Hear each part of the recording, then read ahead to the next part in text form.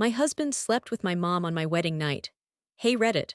So I 30F am going through some serious family drama right now, and I don't know what to do.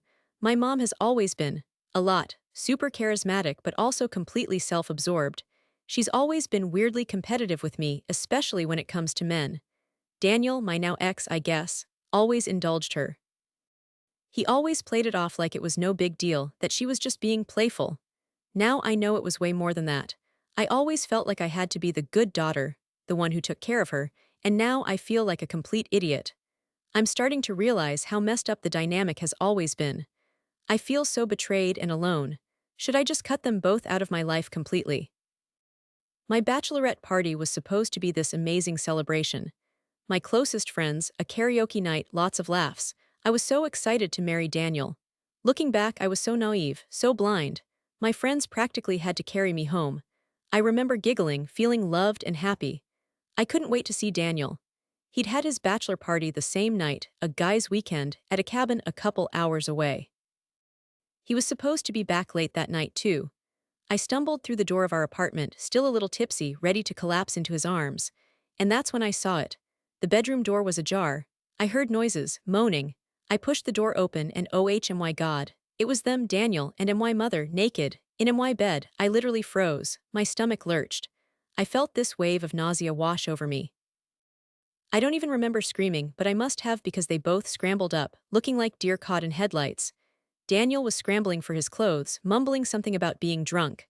My mom, she just stared at me, this blank, almost smug look on her face. I'll never forget that look. I remember backing away, shaking my head. It felt like a nightmare. This couldn't be real.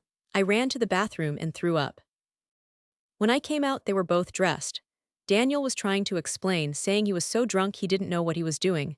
I barely remember anything, Evie, I swear, he kept saying. My mom was just silent, still with that creepy, vacant expression. I remember thinking, SHES, not even sorry. Not a single tear. Nothing. I felt this cold dread creeping up my spine. It was like everything I thought I knew, everything I believed in, just shattered into a million pieces. How could they do this to me, to US, on my bachelorette party? It felt like the ultimate betrayal, like they had planned it. And maybe they did. I don't know what's worse, his drunken mistake or the possibility that this was all intentional.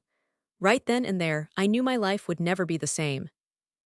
I went to my mom's the next day. I had to. I needed answers. I needed an apology. I needed something. I was a wreck. I hadn't slept. I couldn't stop shaking. I felt like I was going to throw up again. I walked into her pristine living room, everything perfectly arranged, just like her fake, perfect life. She was sitting on the couch, sipping tea, like nothing had happened. Like SHE hadn't destroyed my entire world. Mom, I started, my voice trembling. We need to talk. She looked at me, this innocent expression on her face. About what, sweetie? Seriously. About last night, I said, my voice rising. About you and Daniel in my bed. She put her teacup down, a slight tremor in her hand.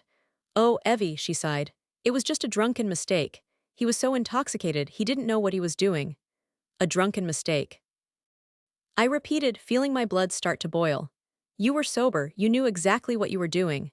Then she did something that made my blood run cold. She started to cry, big, dramatic tears. Evie, you're twisting things, she sobbed. He forced himself on me. I tried to stop him, but he was so strong. I stared at her, my mouth agape. Was she seriously trying to blame Daniel, to make herself the victim? Forced himself on you? I practically shrieked. Are you kidding me? You're telling me that my husband, the man I love, rapedu, my own mother? She looked at me, her eyes wide and pleading. He was so drunk, Evie, he wasn't himself. I felt this dizzying wave of confusion, disbelief, nausea. Was I losing my mind? This couldn't be happening. My own mother was gaslighting me, making me question my own sanity. Mom, I said, my voice shaking. I saw you. I heard you, you were enjoying it, she gasped, clutching her chest. How dare you say that to me? I'm your mother, I would never do something like that to you. You're just upset and you're lashing out. That's when it hit me. This wasn't normal. This wasn't just a family argument. This was toxic. This woman, the woman who was supposed to love and protect me, was manipulating me, lying to my face. And for what? To protect herself. To protect Daniel, to protect her own twisted image. I felt this surge of anger, hotter and more intense than anything I'd ever felt before. I wanted to scream. I wanted to break something. I wanted to shake her until she admitted the truth. But I didn't. I just stood there, staring at her, this cold, hollow feeling in my chest. I knew in that moment that I would never look at her the same way again. That the mother I thought I knew was gone, replaced by this monster. I turned and walked out. I didn't say another word, I just left. And as I walked away, I felt this strange sense of relief. Like I had finally escaped something dark and suffocating. A few days later, things went from bad to nuclear. I've barely been able to function. I can't eat, I can't sleep. Every time I close my eyes, I see them, together, in my bed. I feel physically sick.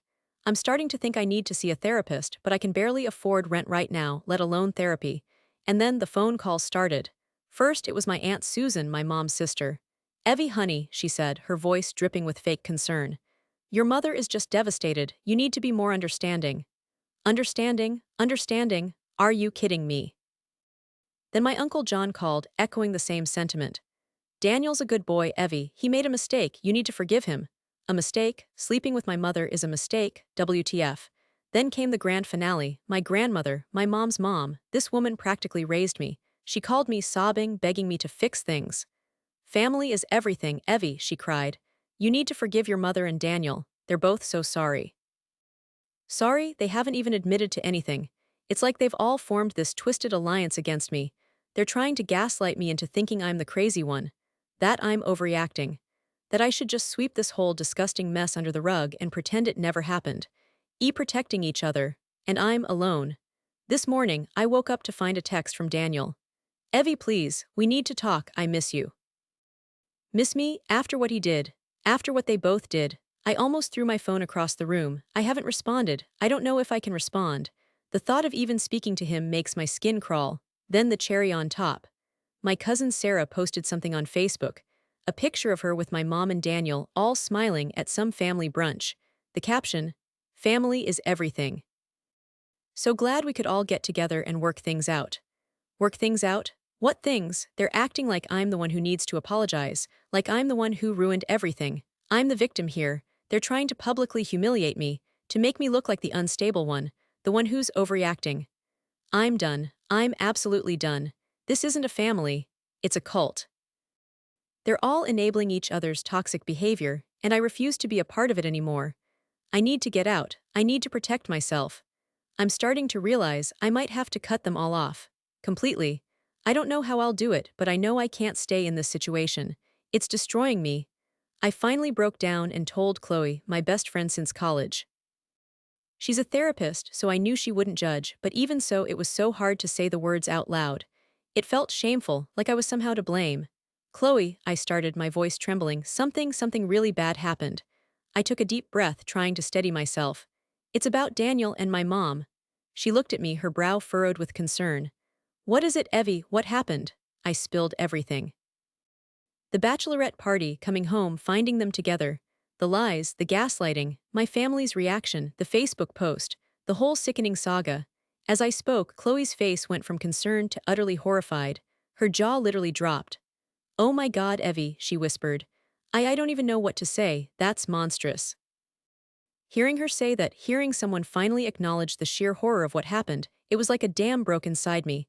I started sobbing uncontrollably. Ugly crying, the kind where you can't breathe. Chloe just held me, letting me cry it out.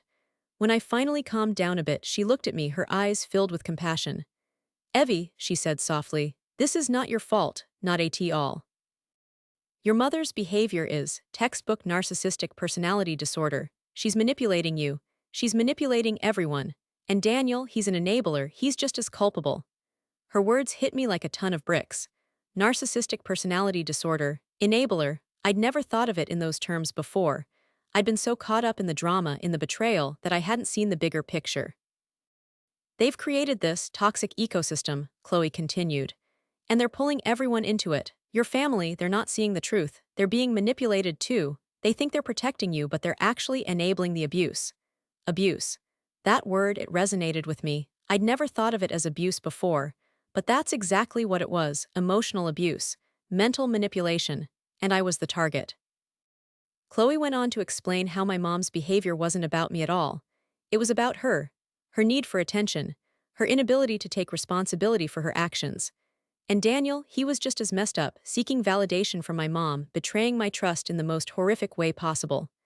"Evie," Chloe said, her voice firm, "you need to protect yourself. You need to put yourself first. You don't owe them anything, not forgiveness. Not understanding, nothing. Hearing those words, it was like a weight lifted off my shoulders. For the first time, I felt like I wasn't crazy. I wasn't overreacting. I was a victim, and I deserved better, way better.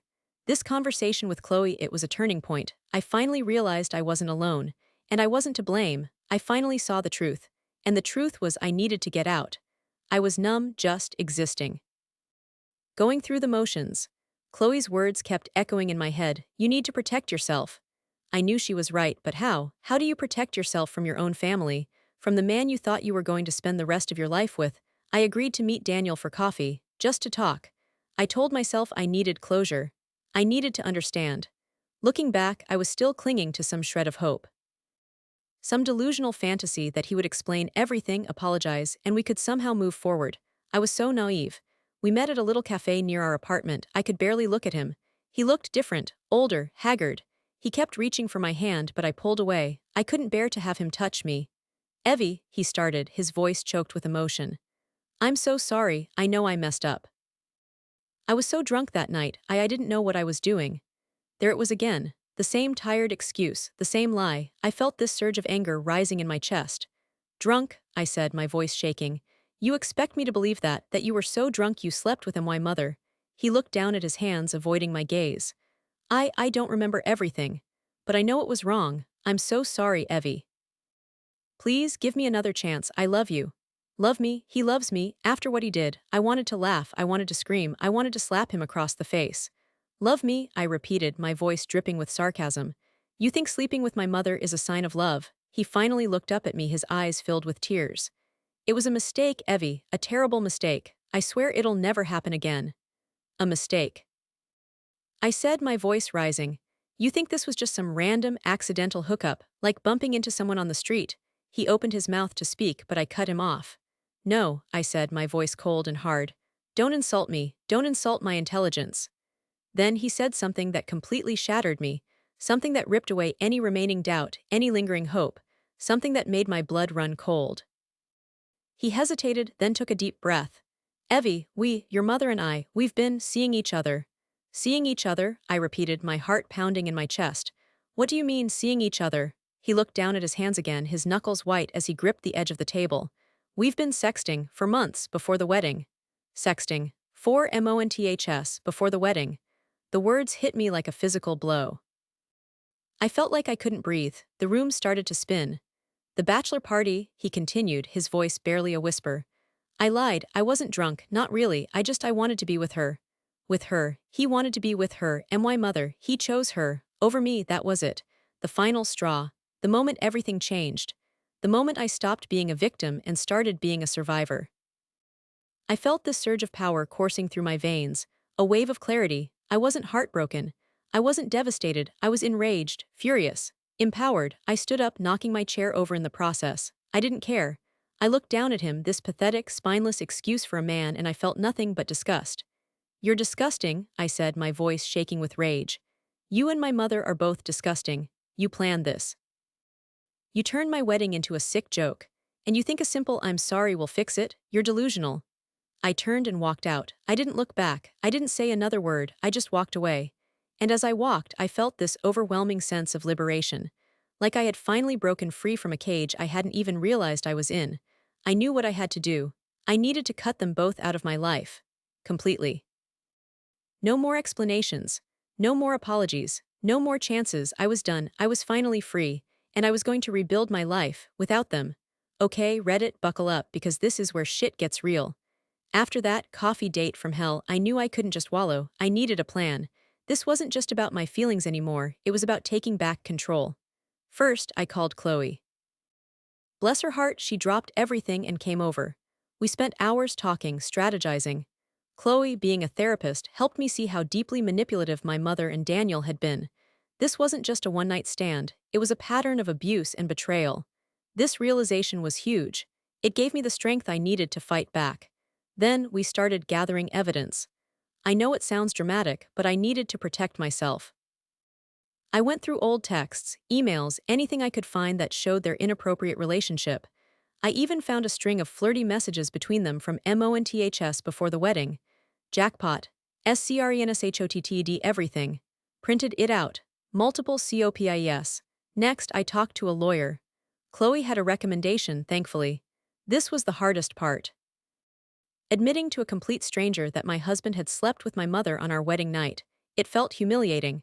But the lawyer was amazing. She didn't judge, she just listened and advised me on my legal options. She explained the divorce process, helped me understand my rights, and reassured me that I wasn't crazy. This was huge. Knowing I had legal backing gave me a sense of power, a feeling that I wasn't completely helpless. I also started separating our finances. I opened a new bank account, transferred my money, and canceled our joint credit cards. I know it sounds cold, but I needed to protect myself financially. He chose her. He sure as hell wasn't getting access to my money. The most important part of my preparation, though, was mental. I knew confronting them would be emotionally draining, so I prepared myself. I wrote down everything I wanted to say. Not accusations, but facts. I focused on how their actions made me feel. I practiced saying the words out loud, over and over, until they felt less like a confession and more like a declaration. I needed to be calm, clear, and unwavering. No more tears, no more pleading. This was my time to speak. I knew there were risks. My family could turn against me completely.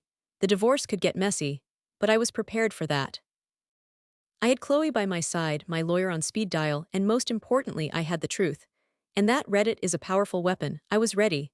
I was finally ready to confront them and take back my life.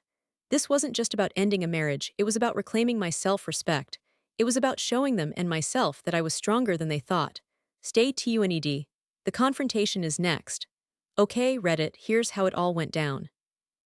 Deep breaths, I invited them to my apartment. Chloe came with me for support. I knew I'd need it. She sat on the couch, a silent but powerful presence. I had the printed screenshots spread out on the coffee table like a goddamn war room.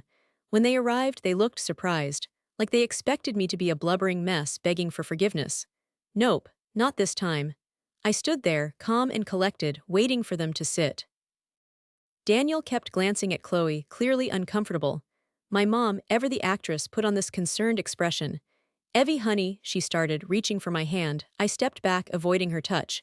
Do honey me, I said, my voice cold. Let's just get this over with. I started with the facts. Daniel, I said, holding up the printouts. These are the texts. The ones you sent my mother, for months, before our wedding. His face went white. He didn't even try to deny it. He just stared at the papers, his mouth agape. And Mom, I continued, turning to her, these are your replies. Pretty explicit, wouldn't you say? She opened her mouth to speak, but I cut her off. Just don't, I don't want to hear your lies, not anymore. Then I laid it all out. The bachelor party lie, his confession, the sickening realization that they had planned this. That they had conspired against me. I spoke calmly, clearly, detailing every single betrayal.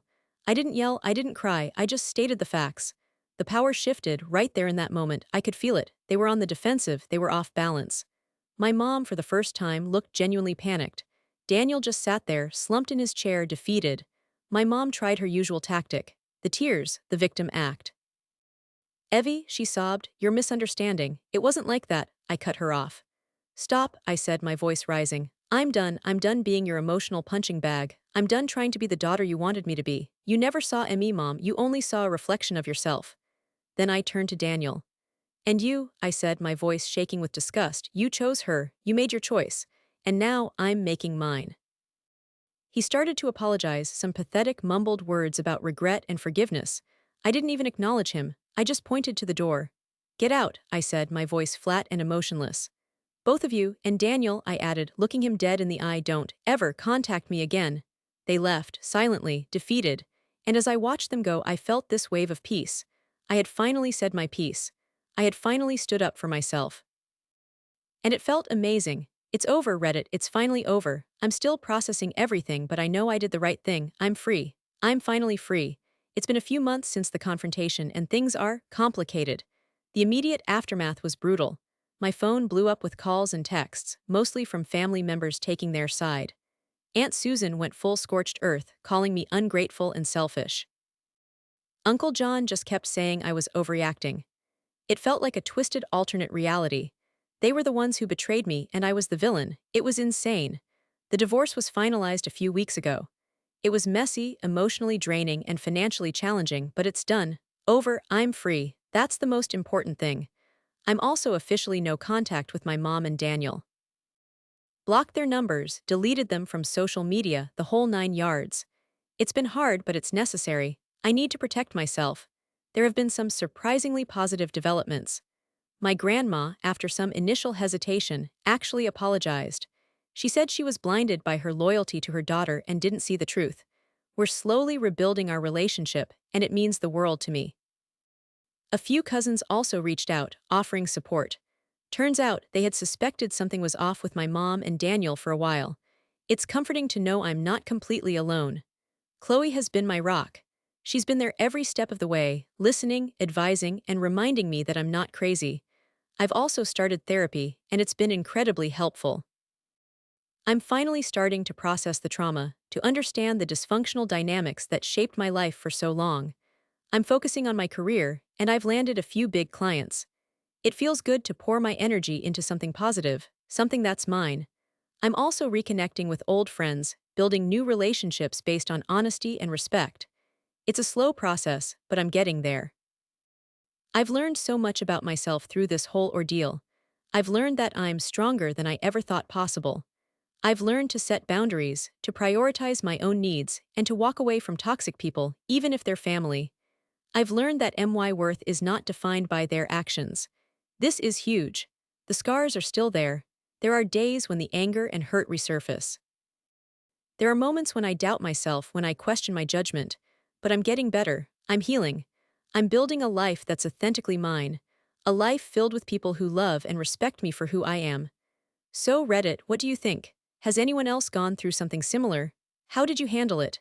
Any advice for navigating the aftermath of family betrayal?